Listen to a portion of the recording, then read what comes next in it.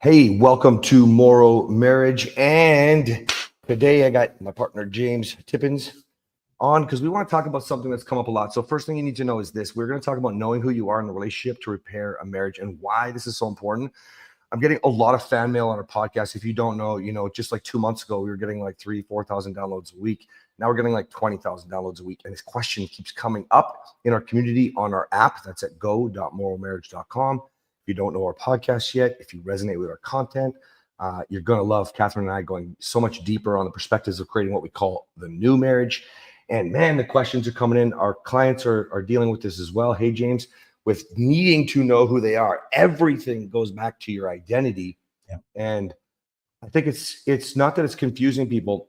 They're hungry for more when they're sending these questions in, James. When we're seeing the guys and we're coaching them, James, we're noticing like everything ties back to you. You can copy and paste the reset or Catherine's white picket fence project, but without knowing who you are, you're still dependent on your spouse.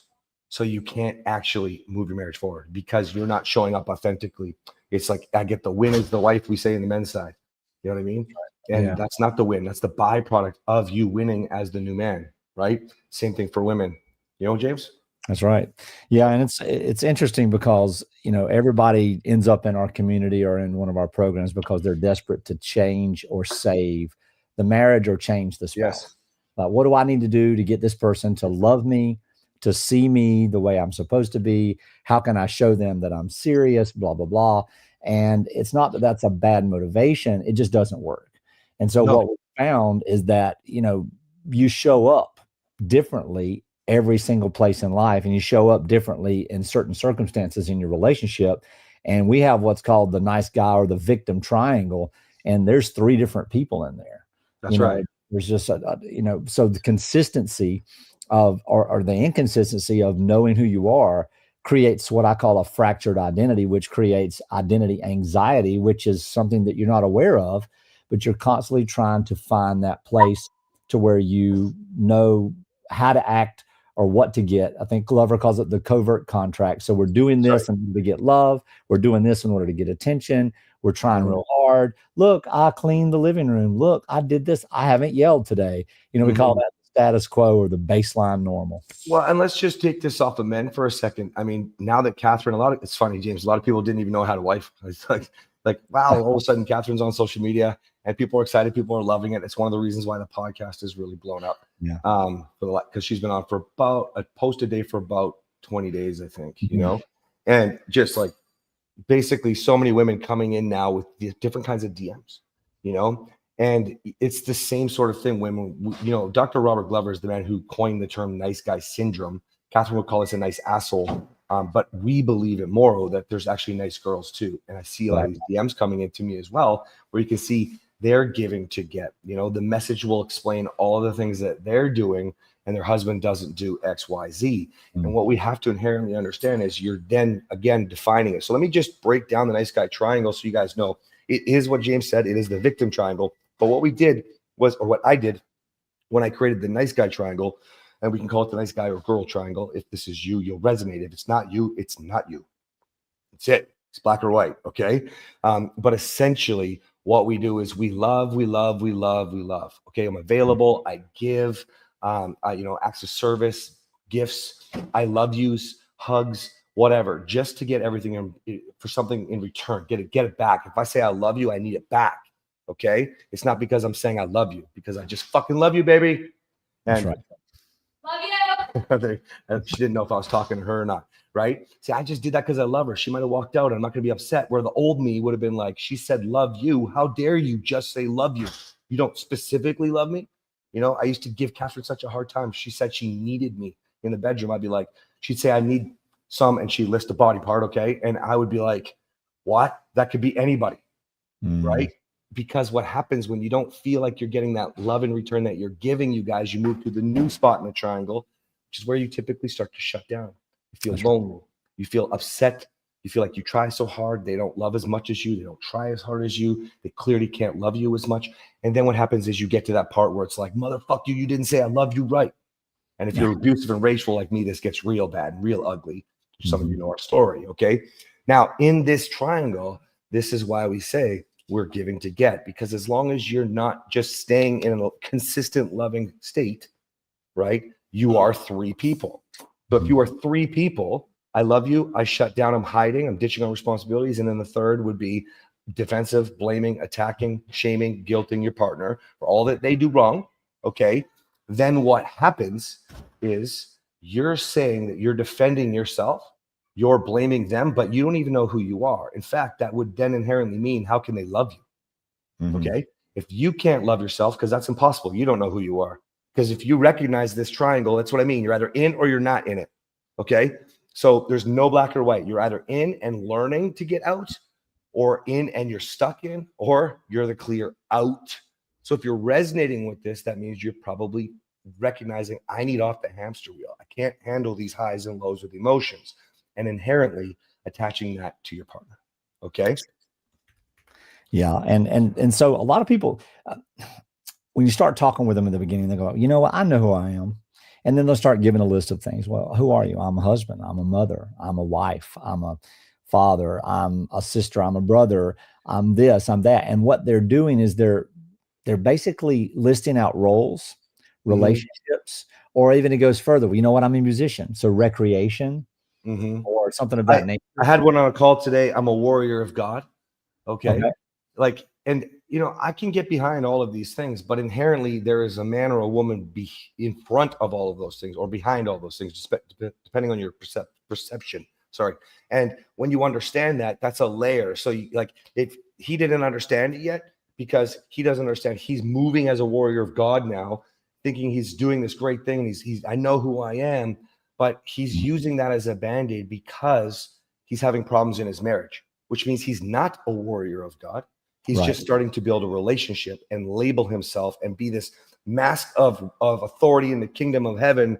And can't understand why she's not following his lead with spirituality. Right. So it's not a part of who you are yet. I just want to address this comment from Rayhan. He says, you have so much attention on TikTok, and you're getting nothing here on Facebook. Let me put that into perspective. So I got 50,000 followers on TikTok since about the first reel that Catherine put on. You know, I got one that did just about $1 million. She got one that did about 1.2 mil or 1.1 mil right now. Okay. And a bunch of stuff in between. I got 30 million views on Facebook on just my Moro page, and another 16 on the Cass profile. And that got us, I want to say, like 150,000 followers. You know, so we're getting massive attention everywhere. That's why the podcast is growing so fast. It's because we know what the fuck we're talking about. All right. Hey, Cassie. Oh, I think we were DMing. Bill, you're always welcome. We appreciate you so much. Yeah, the problem is, guys, not knowing who you are. We get started in this whole thing. You know, we know who we are, but we have a lot to learn, right? We don't really know what we're doing in a relationship. We're not living life in a vacuum. We make agreements. You know, we have a great episode of the podcast for this, but we make agreements like, I'll stay home with the kids, you'll make the money. And then we start to define ourselves even further. But those agreements are codependent on each other now. It's a deal. It's not bad to have agreements, but when we have these covert contracts, you know, I would come home from work going, I don't need to do that, but you need to fuck me, right? Because I've already done my job. I worked 12, 14-hour days, 16-hour days, whatever. I run this business. I do blah, blah, blah. What about me? What about my needs? Right. See, that's a contract. That's right. That inherently smothers. Catherine can't live up to that contract. Yeah.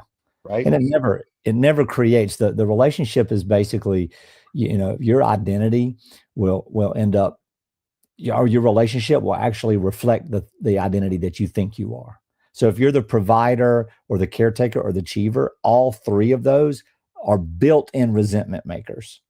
They will create resentment because they're adopted out of expectation, not true identity or what I call resonance. They may feel necessary, but they mask the real person. And so then if you get accolades from being the caretaker, what happens when the caretaking is not needed? Or what happens when you're the only one doing it? Or you're the provider, and then you feel a little, what we call butt hurt. You feel a little entitled. Well, why don't I get now the back rubs or the intimacy or the cookie or whatever it is you're looking for, the attaboys?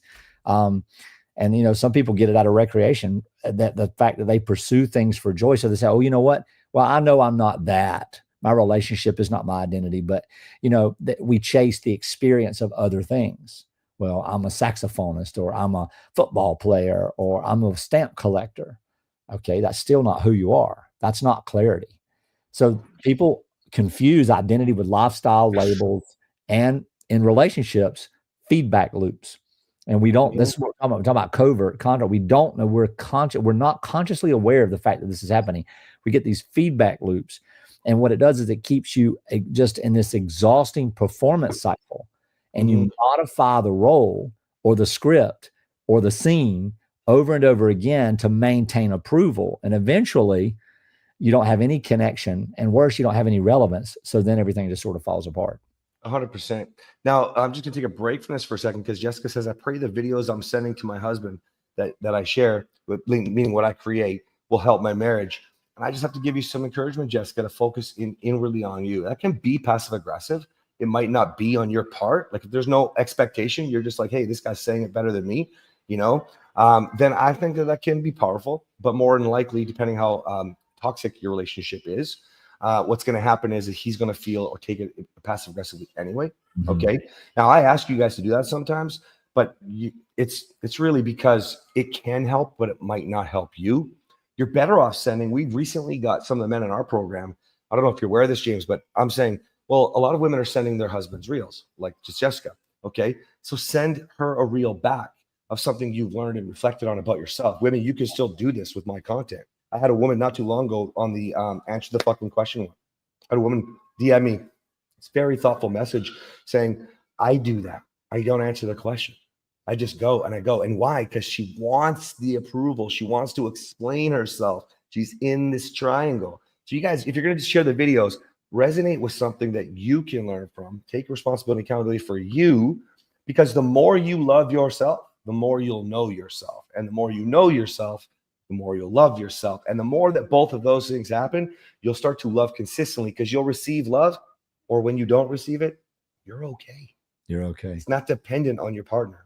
Right? Here's a good example for those of you who are dads listening, or maybe even moms. I say dads because quite often kids love their mommy more, right? There's a certain stage, for example, in the very beginning where it's pretty darn common. Okay. You're welcome, Jessica. And so, and Jessica, when you do send them a video, just say something like, hey, does this sound like me? I think this sounds like me. See, I'm smiling when I send a video with it, right? Connect with your partners, you guys. Okay. But yes, oh, I lost my thought now. I was trying to help Jessica. Where was I at, James? Oh, I don't know. Let's listen to that. All right. Anyways, my point is this. Oh, when you know yourself, you love yourself. When you love yourself, then you know yourself more. And then you're not giving to get. I don't take it personally if Catherine was in the beginning of this episode walking out and didn't catch that I was talking to her. This happens all the time. That would have sent me over the edge years ago, because I was so dependent on her love for validation. Okay. All right. So, Jessica, don't worry. Now, what we need to know, or what we've defined is, Judge, I'm going to give it to you for a second while my kids get outside here. We've got a pool party going on here. Oh, yeah. Cool. All right. I think we're good, actually. So what we've learned in our program, the Marriage Reset, and now the White Picket Fence, we're getting more and more women into what we call Momentum Path to Freedom, which is an independent program that James actually created, and we blended with my program, and now we're getting it into Catherine's as well. But that's the identity work, with knowing who you are. Okay. James, why don't you speak about it for a second? Yeah. Well, when it comes to identity, one of the things that we don't know is that we don't know who we are. And so Cass has already said it this way, and I simplified a little bit, saying, if I don't know who I am, how in the world am I supposed to have you know who I am? Because I'm just going to be presenting just whatever version of me is necessary in that sense. And so without identity clarity, every decision becomes a test. And so every test, if we don't know who we are, even small choices comes with pressure. And that pressure creates anxiety. And that anxiety just automatically creates tension in every relationship. And the same thing with self-love and self-worth. If you don't know who you are, then you're dependent upon other people's view of who you are to feel worthy, loved, or accepted.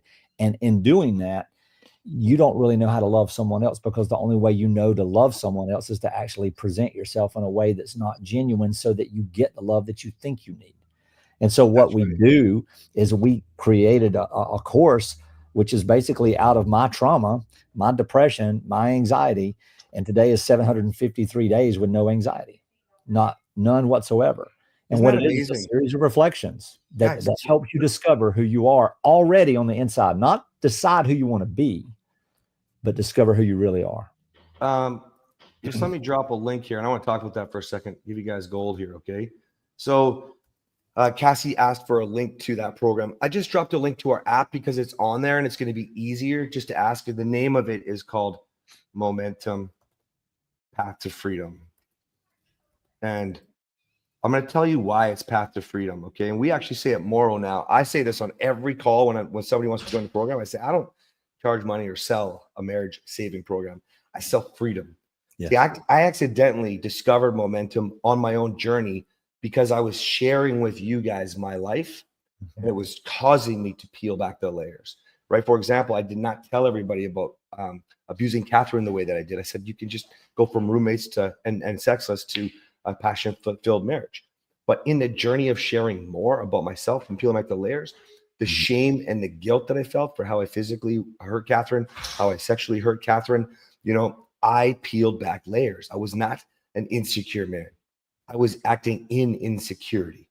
I was in that fear and being afraid of losing Catherine, from the beginning when she was doing nothing wrong. The insecurity was just a monster for me, gripping me. And I had to peel that layer off. Now, I did it a really hard way. And I've created nice, simple tools for people. But when I met James, who's 753 days anxiety free, I think that's what you said, 753. Yes. Right. He just did it backwards. Now, in that way, because he's anxiety free, he's jumping into the reset, where I created the reset to save the marriage and then had to figure out my anxiety issues, insecurity issues, fear issues. These are all just layers that you must peel off. And Catherine says it beautifully. I don't know if you've heard her say this, James. That means if they're labels, they can be peeled off. That's it. Right? That's it. That's it.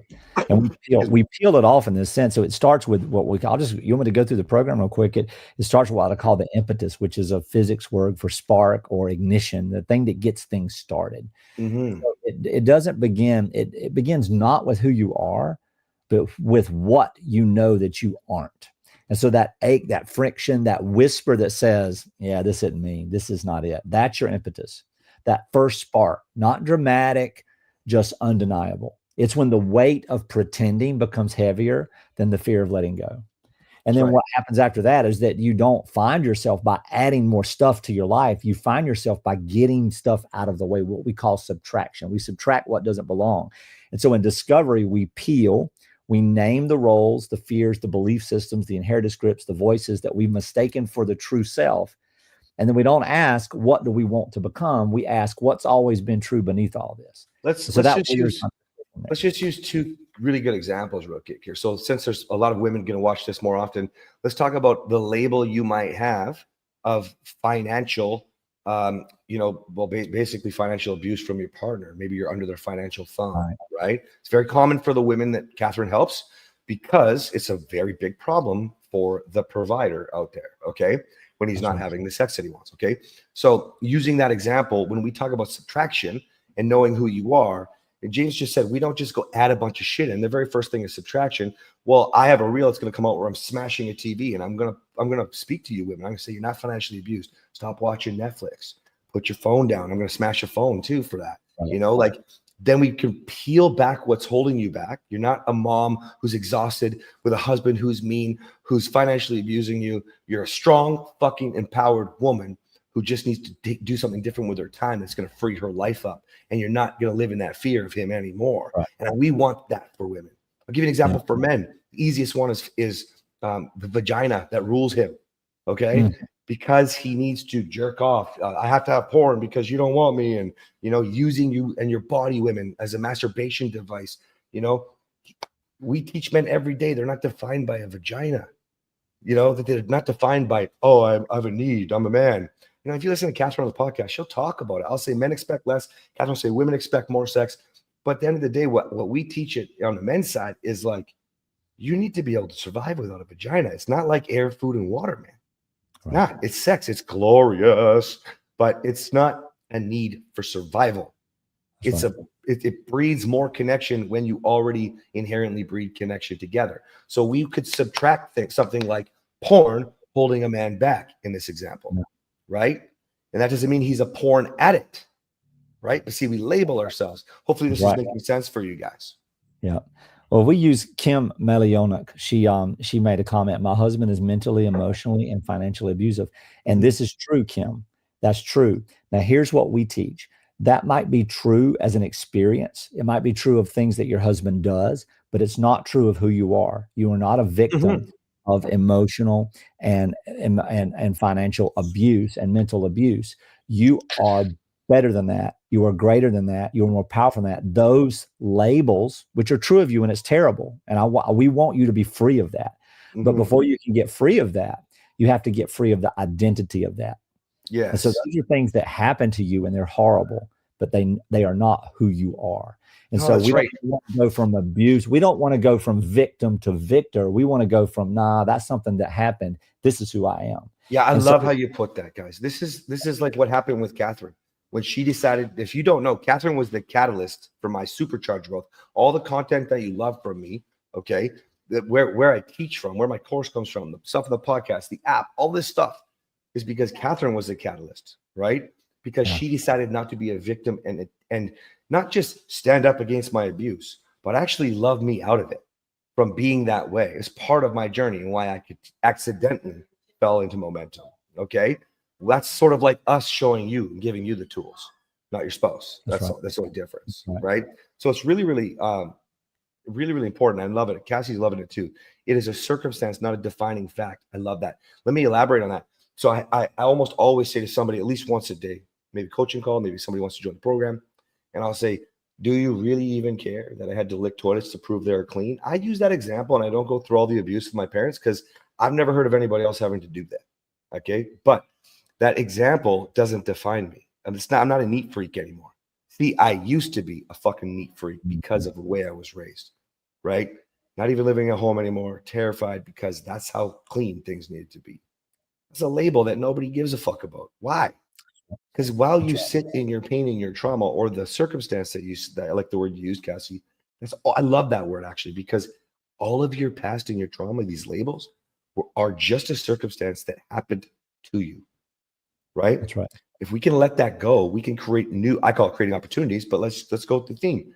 Create new circumstances for who you are today, like Catherine did.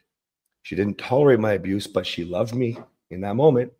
Like when Pitbull women get so mad, go back in the fight and say thank you to your husband. Give gratitude. Women get so mad at that. Well, we teach the same thing for the men, okay? But you get mad because you're hurt, because you're labeling now yourself with the victim in this triangle. If you started late, go back to the beginning when this posts and watch it. But you're stuck in this triangle, giving to get, instead of going, who do I want to be? I want to be someone that loves. He disrespects me. Man, maybe what's she going through today? That's fucking hard for me. I'm a narcissist. I don't empathize. I have to think about it and go, what could she be going through today? You know, she had a little baby chick die today. You know, what does a man want to do? Rush over and give her a big hug. Baby, I'm so sorry. You love that chick. You're such a good chicken mama. What are you doing with that? You know what I mean? You just have to be there for your partner. You don't have to fix anything. Doesn't mean you won't fix anything. But yeah, but when you define yourself with these labels, we can't do it, can we, James? No, we get stuck in these moments. You can't do it. And that's what we do when we discover these labels. We go, wait a minute, this is too heavy. If anything weighs you down and it gets in the way of you living with joy and peace, it's not a true identity. It's a layer. So we take it away. We look at it just like I could pick this pen up, or I've got this pad. I can take the front sheet off of it and it says journaling and path on there. And I can look at it. I can feel it, taste it. I could eat it if I wanted to. Mm-hmm. But as long as it's inside running me, I can't do that. So I teach people to witness and then experience the feelings and the labels. We call that the alignment stage. And that's where you stop reaching and you start recognizing. And what we do there is we test every single thing, what you do, who you trust, how you make decisions. It's not about perfection. It's about integrity. The values then start making your decisions for you. And then clarity replaces chaos. And things start becoming a lot less foggy and a lot more understanding. The problem then comes, we have to continue to test that clarity, because sometimes the clarity We see it, but we don't want to accept it. So we have to get some reality checks to actually go through there and get into what I call refinement. But it's not easy. But just like you said there, Kim, you said you overcome lung cancer. Awesome. You are a survivor of cancer. However, you also have been told you have PTSD. That's true too. I have a clinical condition that, for cognitively, and it ruled my life. But now I don't have it anymore. Does it still exist in the context of how my brain works? Yes, but it no longer drives me. It's no longer present because I no longer am that. It's just something I have, like arthritis. Okay, That's right. But I had arthritis for 7 years. Now I don't. The stuff's still there, but I don't hurt. Why? Because I lift weights 4 days a week. That's right. We just before I forget, I just posted a link to the podcast in there for you guys on labels. Catherine and I, we talked about labels. I used narcissist in the title, but I gave a few other examples, but it's all the same thing. Whether you're talking about attachment theory, you're talking about being an alcoholic, cancer survivor, abused as a child. Sorry. It's all the same. These labels must be peeled off. Now, Catherine believes it's important to recognize the labels so that you can work with them and move past them and peel them off. I believe it's a waste of fucking time. But depending on who you are, we're going to figure out what you need. But during momentum, we don't really have to define that, right? When you're in path to freedom and you're peeling these labels off, they'll come off naturally. So we spend too much time actually looking at the label, is my personal opinion on it, right? Yeah. Now, we do have a guy on the call, on the live here right now today. I don't know if he's still with us, but Aaron Thompson, and he's a cancer survivor, and his story is very, very cool, and he's wanting to do something with that for cancer survivors. That's the beautiful thing about what Moro is. People think it's a marriage company, but it's actually about creating new men and new women and impacting and changing the entire world. I mean, we have a business course that's coming out for people that we're going to do case studies on. As far as I know, nothing's changed. Once the people on the app have tried it, we're going to take that to social media and give it some more proof, and then we're going to start to sell it. And why? Because there are people that are struggling so fucking much with money. That's what Aaron wants to do with people. They don't know how much power they have to get through cancer. And he's got a wicked story, and he wants to share that story. Your struggle, somebody said it earlier, your struggle gives you strength. Your struggle doesn't just give you strength. Your struggle gives you the authority to change anyone in your life who resonates with that. That's why James 753 Days Anxiety Free, he's brand new to social media, really making posts, working for social media for our company. And what happens? He gets 7 DMs off a post. That doesn't sound like a lot to you probably, but 7 people, he can walk away from that one post. He can take anxiety and strip it from them. Yeah. You know what I mean? Yeah. Excuse me. Sure. I have a big follower. So you were talking about my following there again. I think it was Rand. It's like 350 on my Facebook page, 150 on, I don't know, whatever. It's like 600,000. It doesn't matter. I don't want you to look at that, but that's all people that I can reach, that I can help you with. I'm working with a one-on-one for Catherine right now because I understand insecurity so fucking well because of the monster I destroyed. Okay. So I work with some people with insecurity very, very specifically. Right. Yeah. And then James does his work with momentum and path of freedom because there's other layers that fuel that monster. Feed that monster. They feed it. Yes, that's right. And there's voices and things and triggers that feed any type of false identity. And when it comes to peeling, I want to say this about peeling. I use the idea of peeling because it's simple, it's easy. But like, for example, the first layer that I peeled in my life, I asked the question, why do I cut my hair the way I do? Why do I grow my facial hair the way I do? Why do I wear the shoes that I do? Even small things like that, because they were taught to me. And so my entire appearance is completely different than it was 3 years ago because that isn't who I was. I always wanted longer hair. But I'll always remember my dad and granddad and grandmothers and great grandmothers. Oh, don't you know, you just look like no, you don't look like a hippie. You just look like yourself. And and then the second layer that I peeled was love. I'm like, I am not a lover of people. I hate people. I don't ever want to be around people. Why? Because people is where a majority of my pain and suffering came from. So I thought. But when I took love away for like 2 weeks, I didn't feel like myself. So I went, okay, I've got to learn to live because I am love. I do have love as my core identity. So how can I love other people without it destroying me? So then we worked through other layers as to why I loved wrongly by being a people pleaser. You see what I'm saying? So this is how this process works. And we call this the refinement stage. And this is where truth meets resistance. This is where it improves itself. So you'll be misunderstood, you'll be pressured, you'll be triggered. And every time you'll either collapse into the old stories or you'll make a simple choice to be who you are without an apology. And this stage builds what I call identity resilience. And then you stop wobbling and your tires stop bouncing and you become extremely, I call myself the unmovable and unshakable, unbroken. And so I like stuff like that because these things are true of me. And that's the beautiful thing about knowing who you are is the more you test and the more you allow the truth to come out, you realize even though I was love, the love that I portrayed out in the world was a mask.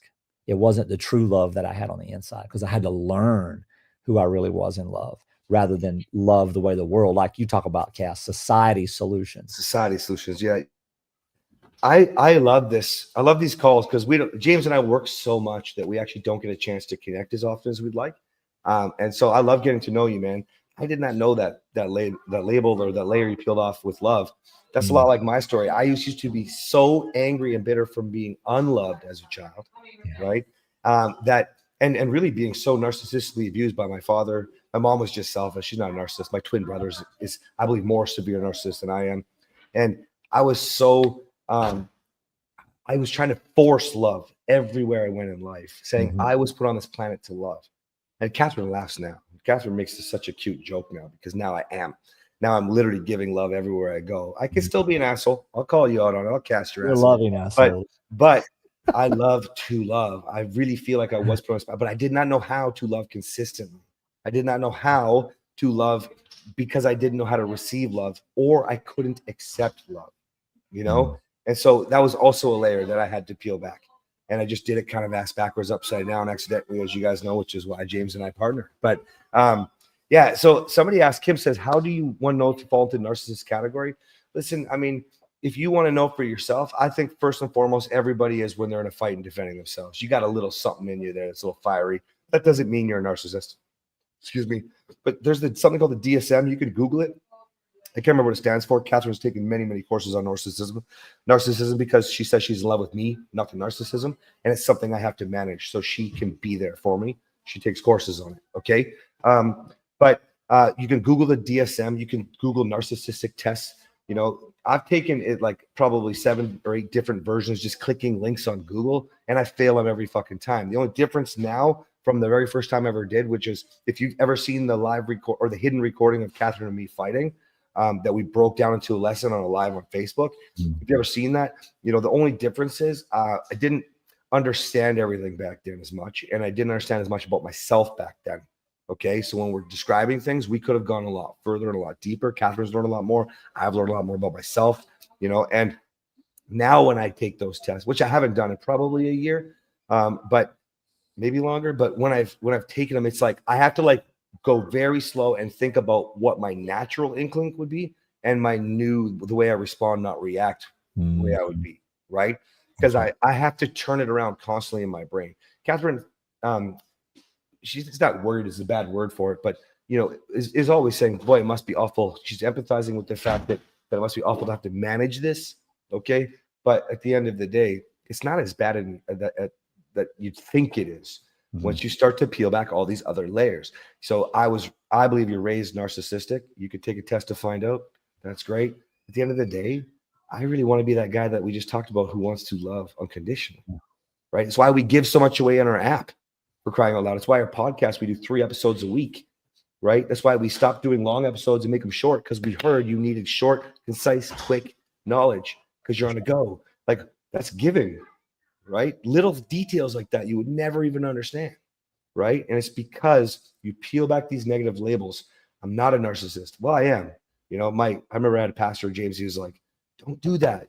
Don't. You've repented, you know? And I'm like, yeah, but for me, it's important. For me, it's important to know that I'm managing it. That's right. Because I do have to manage it. The day I don't have to manage it, I'll say I'm not a narcissist anymore. Right. You know? Yeah, the final step of the program, Path of Freedom, is amplification. And just like I've got speakers in here and, you know, you can hear my voice, it amplifies. But ultimately, amplification is just a metaphor for how we live our lives. And it's not about shouting louder, it's about living truer. And so when you're fully aligned, when you're living from your core identity, which are core values that are true to yourself, to your root, you don't have to convince anyone. You have to go around and say, "Hey, I'm loving. Hey, I'm patient." Your presence becomes your message.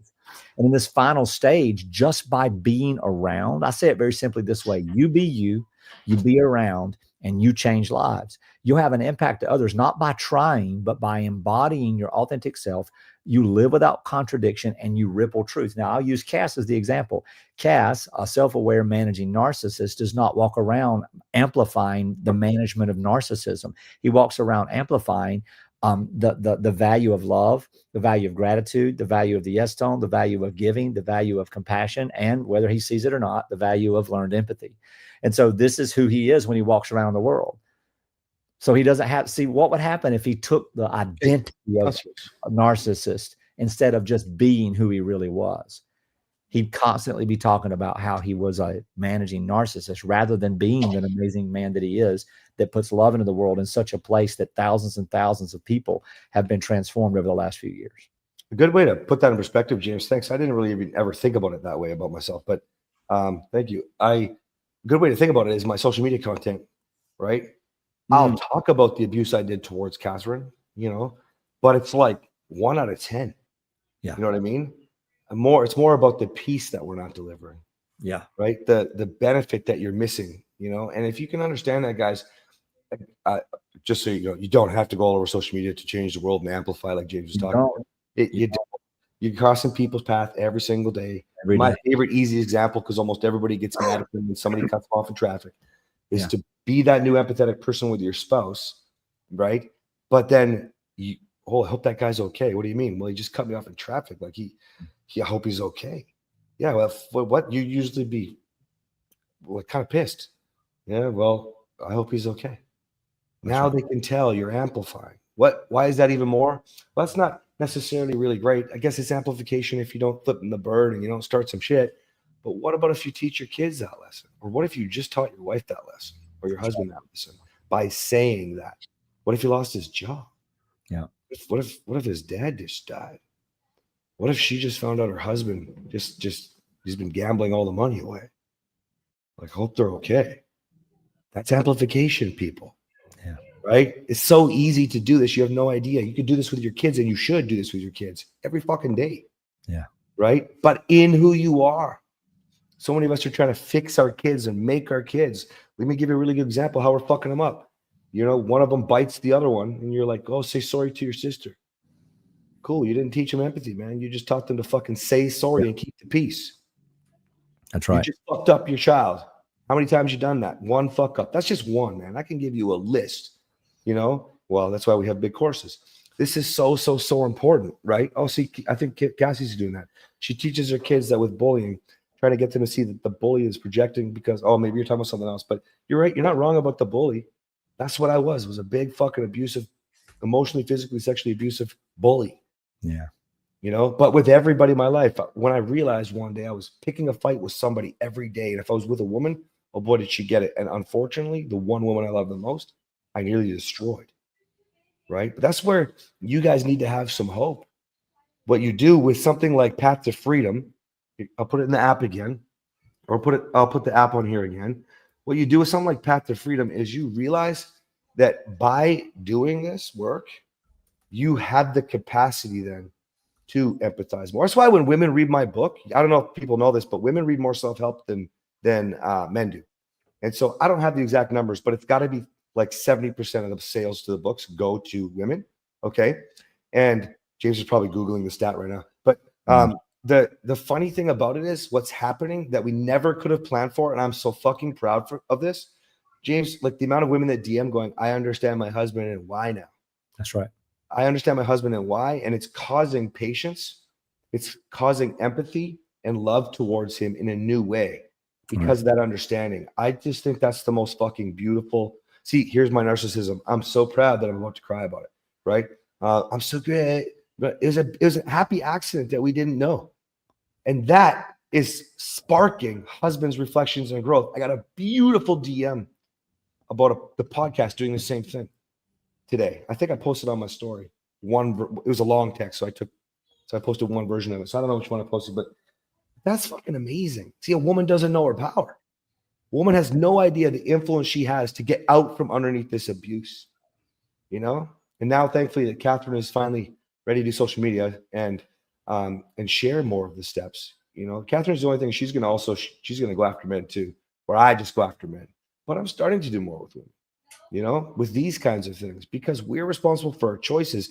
And if we don't know who we are, how can we say we've tried everything? That's right. How? You know what I mean? You're not proud of the person you are that screams in the middle of that fight. You're not. Yeah. Catherine says probably at least once a week, I don't like the way I parent. I got to do better.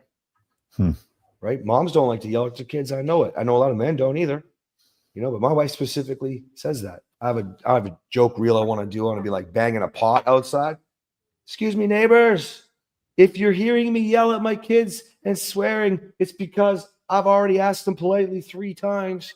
Like how many of us go through that shit? Yeah. You know what I mean? Right? But then who are we? Now bring that to your spouse. Right? It doesn't matter what they do.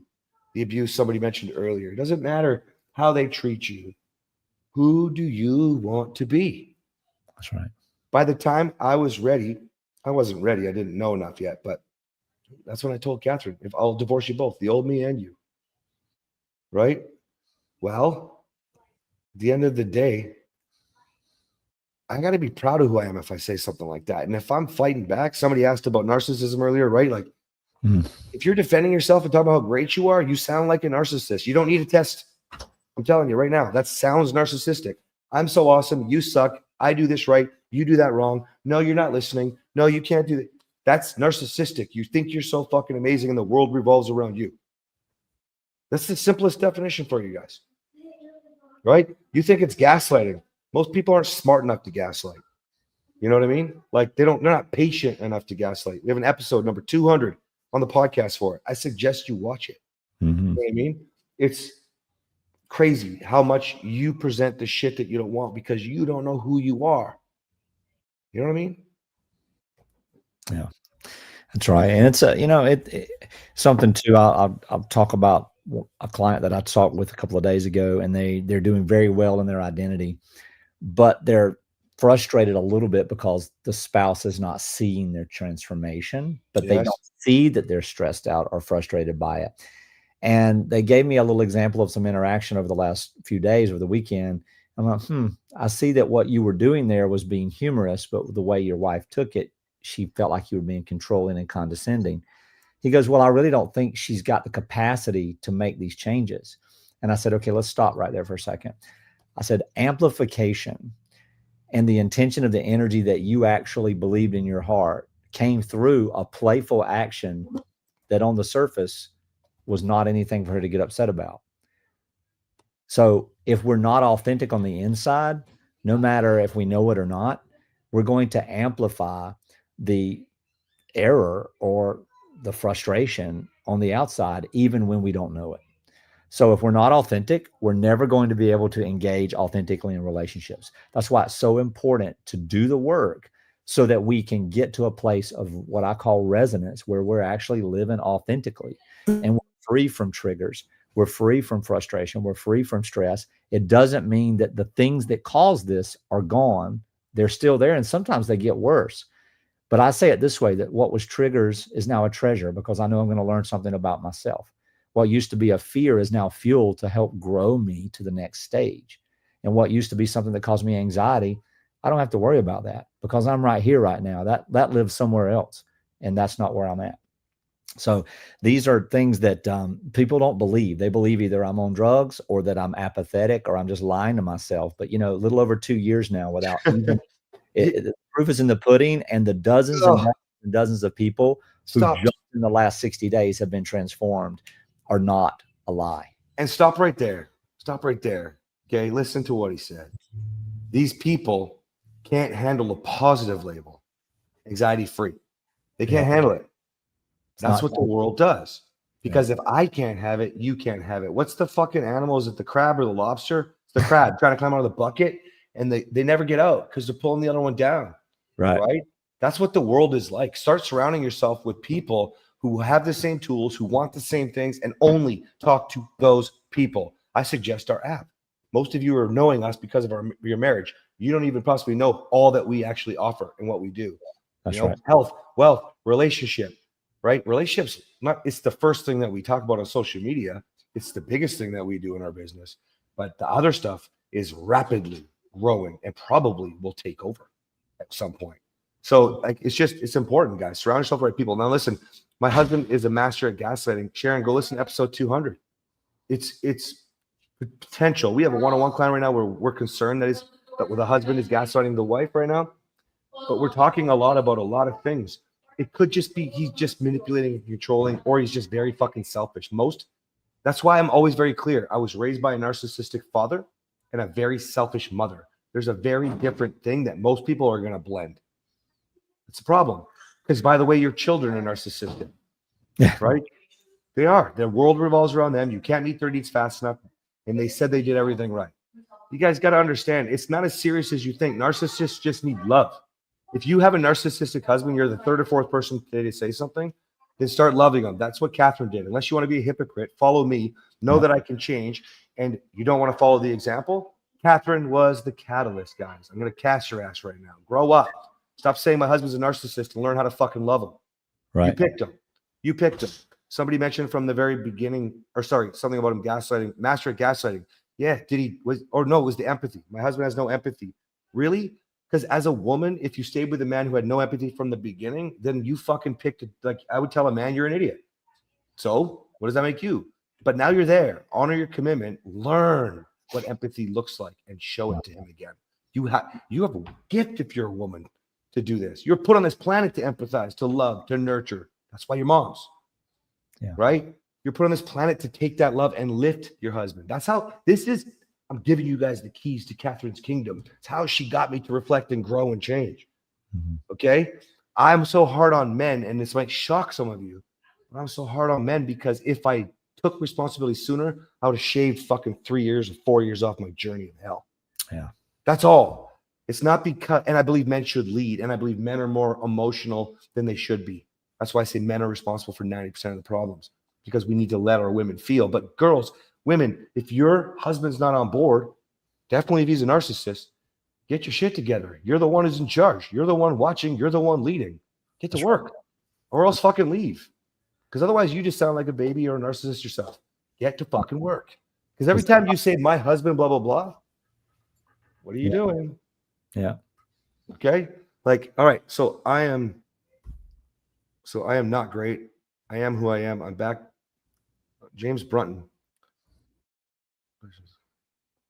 I don't see that one. Yeah. Okay. Everybody agrees on things when they get married, but disconnection clouds and fogs the agreements.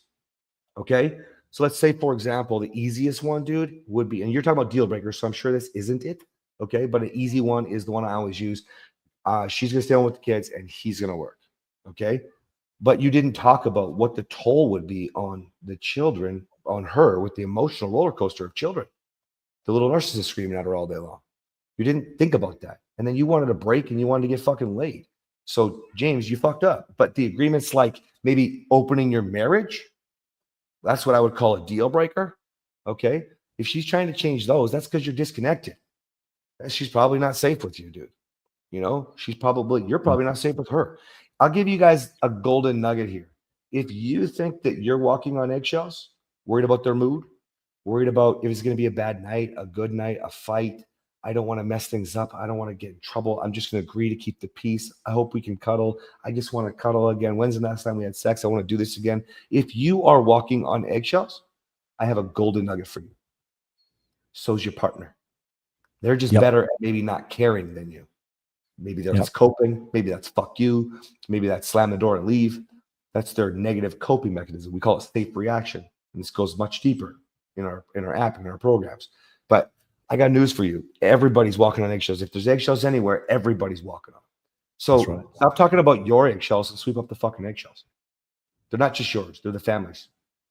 And if you're the one watching, you're the one listening, you're the one who gets to lead. Congratulations, you've just been promoted, man or woman. Do we think it should be men? Yes. But do women have the ability? Yes. There's an episode you can watch with Catherine and I talking about submitting that was published recently on the podcast. I do believe a man should submit to his wife first. And I do believe my wife should submit to me. But I said me first. But you know what she teaches? She says submit to him first.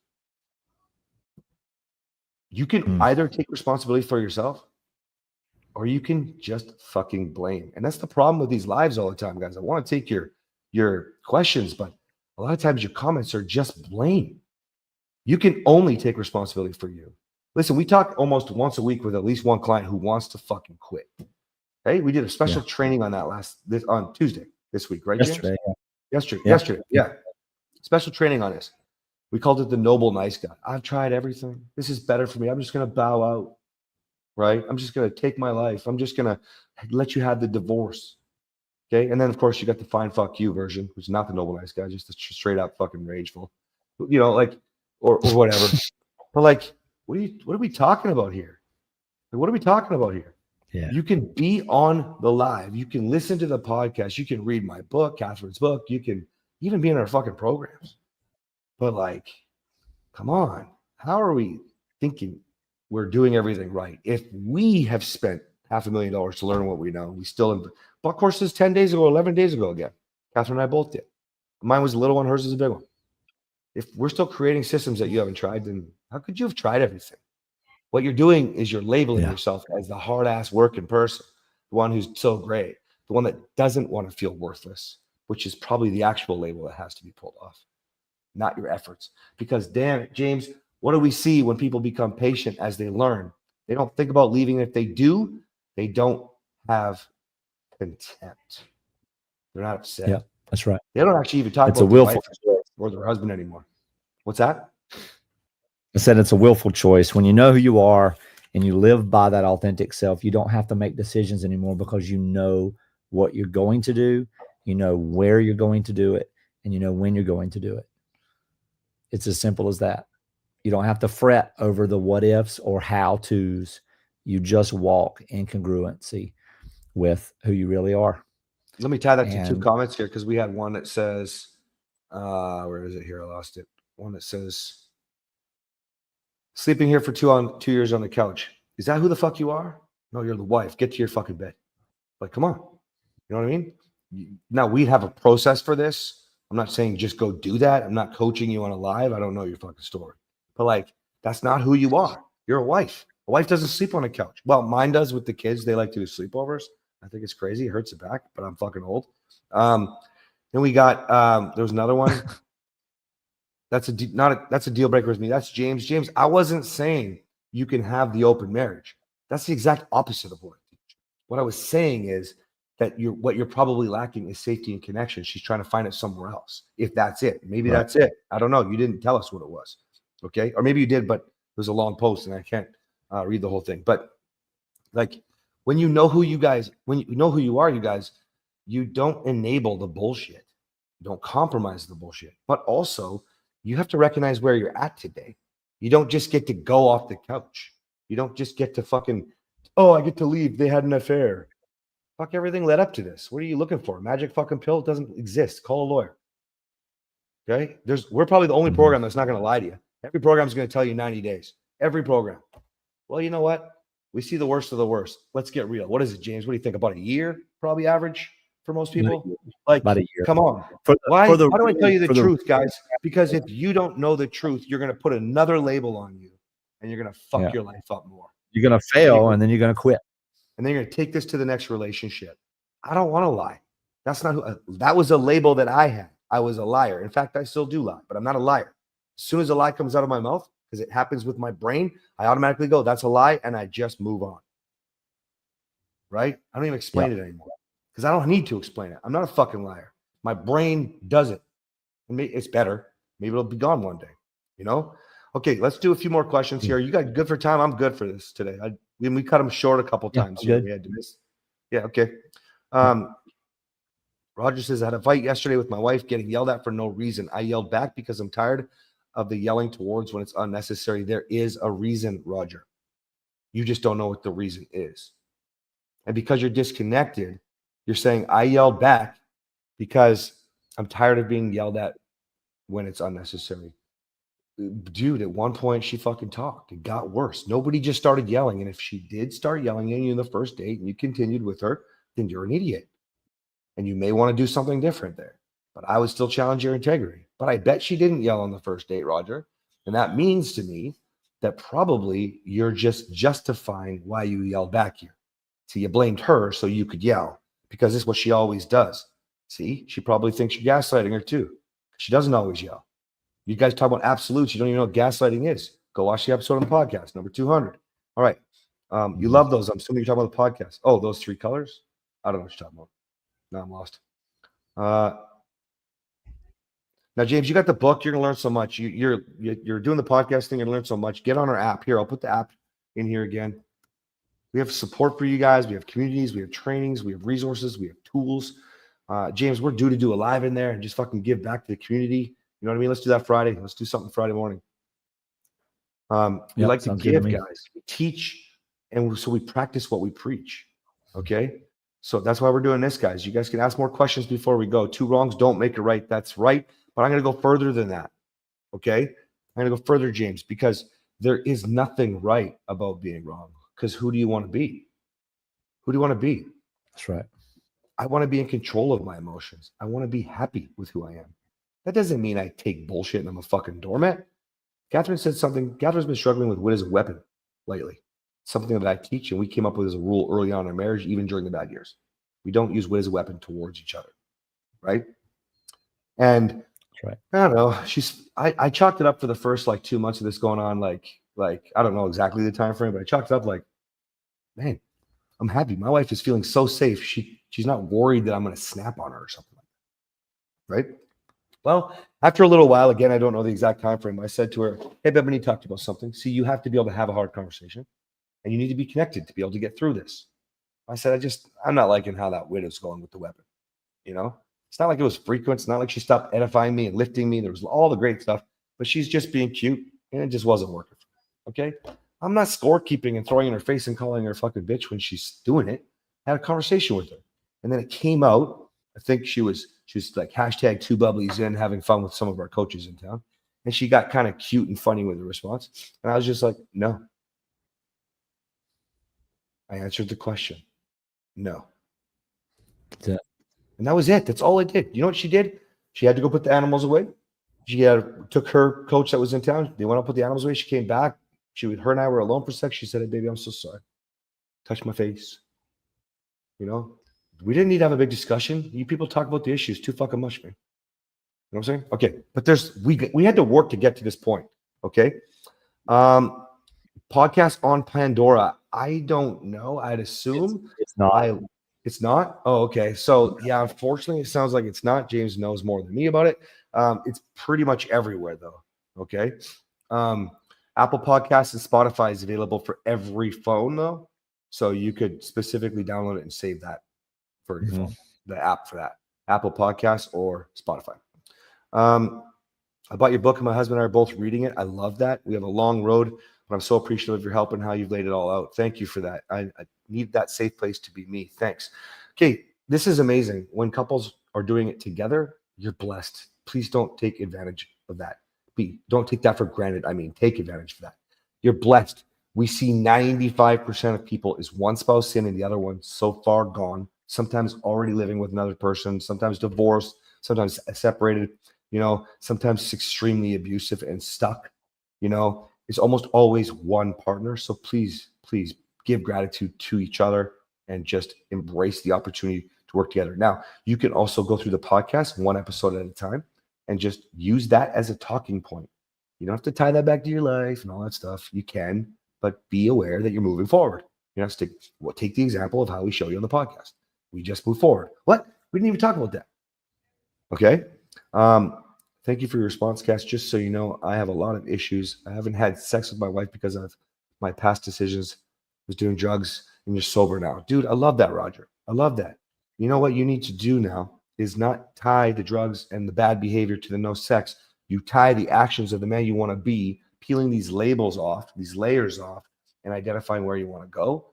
And then sex is the checkered flag. I know I talk about sex a lot because I love sex, but it's the benefit and the byproduct of the person that you become as a man or a woman. A lot of women, James, DMing now saying it's reversed. My husband doesn't want me, and I want him. Well, we have an episode on the podcast about that too. It's a lot of the same stuff. A lot of my content will hit you. A lot of Catherine's stuff in her course will work the same way. When there's no sex, there's a disconnect other than actual hormone issues, for example. There's other reasons as well, but you have to think about it like that. More than likely, it's the disconnect, nothing more. Okay. Books not on Kindle. No, we couldn't because then Kindle I think Amazon actually controls the price. And so if they wanted to make it $1, we'd be selling it for $1. And we already wrote that book based off of a $5,000 version of our course. And so we were like, no, we're not going to go down to $1. Okay. Now, what the difference is the course is in depth. The book would be 1,200 pages if we used every bit of information. It's the same step-by-step plan. It's just not as detailed. Okay. And, go to the app for more support then if that's the case. Do you guys ever have guest people? We don't do guest people. No, you have to be a part of what we do. So that could be somebody who we've learned from. I just had a podcast with one of my mentors. I've had many, many, many mentors. I brought him on and interviewed him. I interviewed him, and then he had me on his podcast, right? But we get asked almost daily 2, 3, 4, 5 times to be hosting somebody on our podcast. And I'm always like, no, you haven't been a part of my journey. Like, I'll tell you what, I never worked with Jordan Peterson, but Jordan Peterson, his daughter, actually, it was a scam, but she reached out, the scammer, as Michaela reached out to be on my podcast and go on hers. We figured out it was a scam pretty quick. I was pretty disappointed. Hey, James, you remember? And yeah, although I never worked with Peterson, I respect that man so much. And I saw one thing from him one time, and it changed everything in my life. And he talked about the integrity of marriage vows. I heard that one thing, and I'll never forget that. It changed everything because I knew that I said I wanted to be integral. So I fucking got to work, save my fucking marriage. Okay. So anyways, I digress. So yeah, you have to be, we have people join our podcast or other interviews, other lives. But like, if you said you want to just talk to us, then get on our fucking app, James. Right? If you be in our program, a lot of people don't know, but Catherine and I are internationally dominating the marriage coaching space. James now too, with his momentum stuff, because we're in 123 countries, I think, worldwide on the podcast. The book's blowing up. Catherine's book's doing very well. And Catherine's part of another international bestseller. I can't remember who the big authors are that she's with. It's massive. It was a New York Times bestseller before it even sold, like before the live sales were open. So we're internationally dominating the space, you guys. Get on the app. We coach. People don't even know we're like dominating the field because of our story, because we're so real. It's like 5,300 people in the last 3 years alone. And we're about to blow up even more. If you haven't heard our podcast, I said it was about 4,000 downloads a week like 2 months ago. It's 20,000 downloads a week, man. It's fucking insane. If you look at our graph, it's like this. It's never, ever done this on our podcast. So yeah, if you want to talk to us, James, here, man, I'll put a link in here for my app again. Oops, I forgot to write live. All right. Thank you, Aaron. Appreciate that. Aaron Thompson is the one I was talking about earlier, guys. Wicked story with cancer, and he wants to help people. Take what you've struggled with and survived, help people. The world's going to shit. If we could be less selfish and give more, you'll see how much that's holding you back in your marriage. Okay? I want to drink. Okay, well, if you need one, I guess, sure. That's your thing. Maybe you don't need one, though. Maybe you need to do Path to Freedom. Maybe. Okay, see there, Kim, you keep going back to it. After everything we talked about today, you're still watching, still going with this. You're like, hubby's addicted to this cycle too. Maybe, but just focus on you, right? Always focus on you. When you're done with this cycle, there can be no cycle. Yeah. There can be none. He might have a cycle, right? We'll call it his menstrual cycle. Okay. But like, that's his fucking business, man. It doesn't affect you, right? It should not affect the woman that you want to be. Or I'm assuming you're a woman. Yeah, you said husband. Sorry. Yeah. Sorry. Just talked to a Kim today, his wife. That was a man. Where can you get the books? Amazon is the easiest and fastest. Yeah. For my book, and Catherine's is also Amazon. They're often frequently bought together with No More Mr. Nice Guy. You don't have to buy that book. It's on our app. We give you training. Don't spend the money. Catherine is White Picket book. So I'm using my shortcuts. All right, there we go. Who doesn't get that perfect people? Yeah, with the whole thing, guys, with following people, like your husband, your wife not really trusting people. A lot of wives, believe it or not, get upset that husbands have hired me specifically.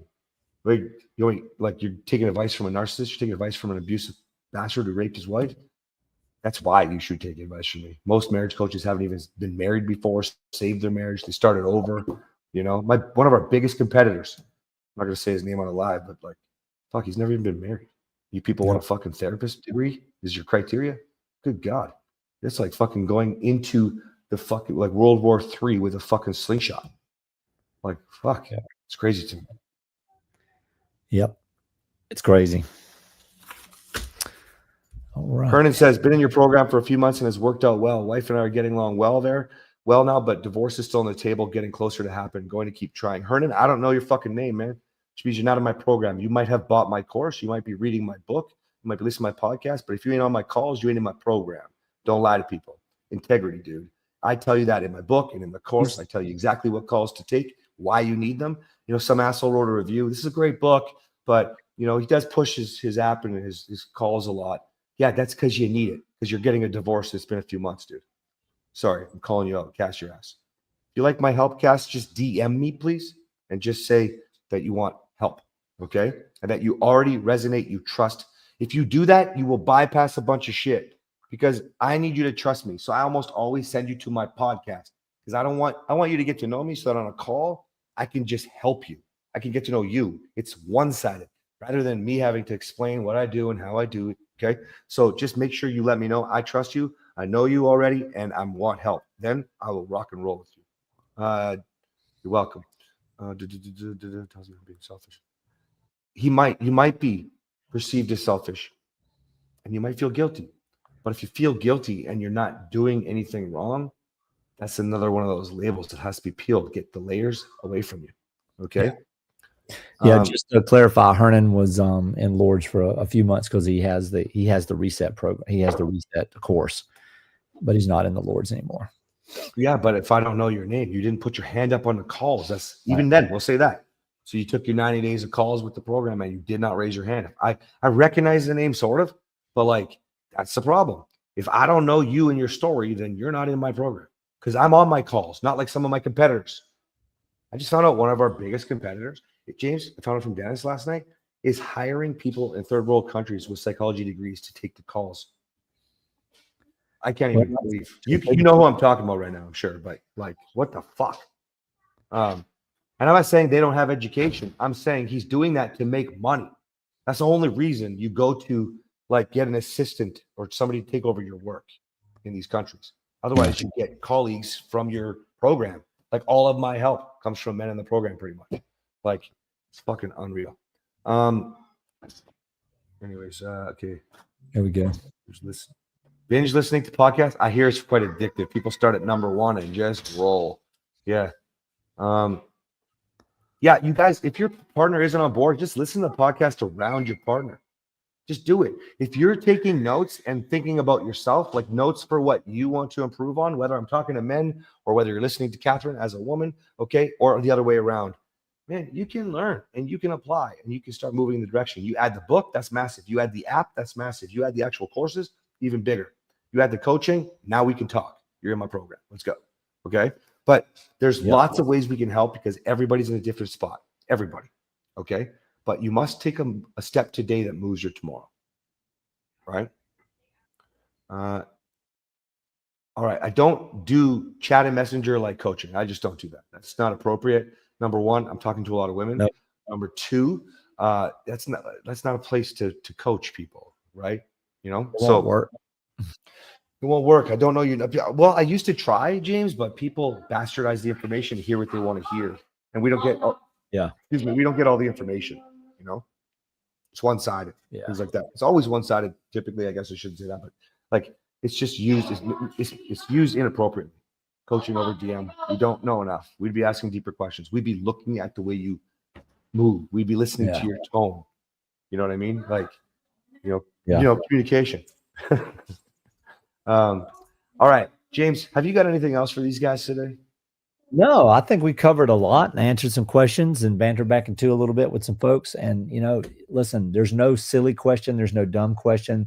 Reach out. We have answers for you. The only thing that you need to understand is that we can't take you where you want to go. You have to do the work. We show you the way. And the reason that we can tell you that the way is because we've walked it and we're still walking it. That's correct. So actually, now we're flying. We're not even walking anymore. Cassie, yes, flying. James does offer coaching. So the way it works is if you're a man in the program and you did one-on-one, you'd work one-on-one, but it'd be two-on-one, me and James, because we both do two separate things. And it's just because our program is quite different compared to anything else you'd see out there for what you're learning today. 2, James often works with some of the women in Catherine's program because of the work that he's doing. But it's more new to the women. Okay. We were really perfecting James's system. Not perfecting. That's a bad way to put it. We were really proving James's system with the men in the program and a few women. Okay. And so, yes, you can apply for the white picket fence again. If you didn't get approved, maybe that would have been financial, in which case a lot of people get butthurt and leave and don't take the advice to figure out how else we can help you. Because we have ways to help even down to people with low income. Okay. We're not assholes. Okay. We really mean we're disrupting divorce. So let me just finish this James thing though, but James definitely does. He's also coaching men and women to coach momentum at lower levels and different tiers and things like that based off who you are and the work that needs to be done. James is like full on, like he's like guys, you have no idea. We have a guy doing this with business stuff. I have no idea why. I could do health too because we owned a gym for 20 years. I have no idea why one of our clients isn't doing that yet. We're literally taking care of everything to be the new man or woman. Everything. I don't know why anybody would go anywhere else. It's not because we're just trying to be the Walmart or Costco. It's because we're all very fucking good at what we're good at. But that's what's happened. So we're becoming like Costco. It goes back to we're living an amplified life of authenticity, and it's causing people to change and then do the same. And they're giving back. An amplified life always gives back. It makes an impact. So Cassie, you said finance thing, but you got to do this. Yes, you find a way. One of my mentors, my lead mentor, Dennis, talks to everybody in the men's that comes to the men's community on the app, talks to everybody in the beginning. And a lot of times people talk about finances with them. They just have questions and they play the victim card. You can tell because you give your list of reasons why you don't have money. Listen, my wife and I lost a 7-figure brick and mortar gym the year we had to save our marriage. Okay. Like put that in perspective. I slept for like I stayed awake for like 22 hours a day for like 8 months. Okay. Like some people want to do the work and some people are happy just blaming the fucking world. The government shut my gym down. I didn't. Okay. So you can either do the work, change your life or not. You're a stay-at-home mom. Nah, that's just a limiting belief. It's a label that you need to do momentum for because that's not true. Catherine's a stay-at-home mom. She makes multiple 6 figures a year, right? You just have to learn new skills. That's why I'm going to pump out a reel at smashing a TV. I wouldn't watch any TV until I made money again. That's the way I was. I'm pretty sure. I mean, I probably relaxed with that for a little bit, when we were trying to repair and stuff. But on a whole, I didn't do things that wasted my time. You don't. And by the way, we can help with that. We are going to have, I feel like Josh told me like 10 days away from, he was just to my house for about 5 days and he filmed a how to make money, how to start your own business course. And so we're going to be doing some case studies with people on the app. Some people are going to we like to give. So people will be awarded a small cohort and potentially even some one-on-one because we want to prove it just like we do with everything. We want to prove it. And I may take that to social media after, depending on the proof, right? And the reason why that could be a struggle is sometimes people come to us to save their marriage, so then they don't put all their effort into other areas of their life. By the way, that's why you're failing in all your areas of life.